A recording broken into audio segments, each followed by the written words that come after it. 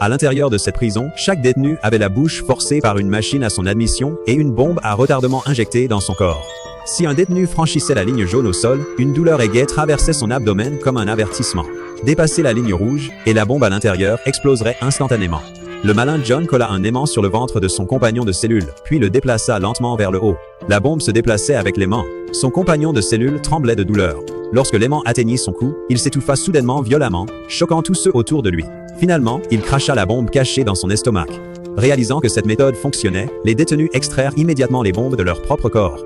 Ils attachèrent toutes les bombes au conduit de ventilation, puis simulèrent une bagarre exprès. Le directeur tomba dans le piège et déclencha les bombes immédiatement. C'était leur chance. Les détenus se ruèrent dans les conduits d'air ouverts par l'explosion. Quand le directeur se rendit compte qu'il avait été dupé, il entra dans une colère noire. Il libéra immédiatement de la vapeur brûlante, bloquant la route d'évasion des détenus. Avec la route devant eux bloquée, ils furent forcés de se retourner et de fuir en arrière. Mais ils tombèrent directement sous une pluie de balles des gardes. John imagina rapidement un plan. Ils se cachèrent dans l'ombre, prêts à tendre une embuscade.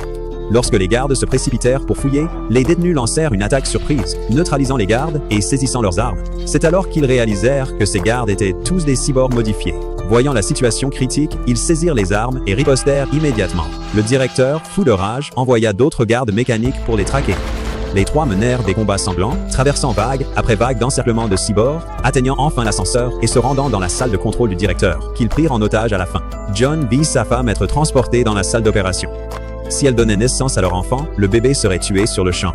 John força le directeur à ordonner sa libération. Le directeur accepta immédiatement, mais le système d'IA rejeta la demande, déclarant le directeur traître et l'éliminant sur le champ. John se précipita vers la salle de contrôle avec ses coéquipiers.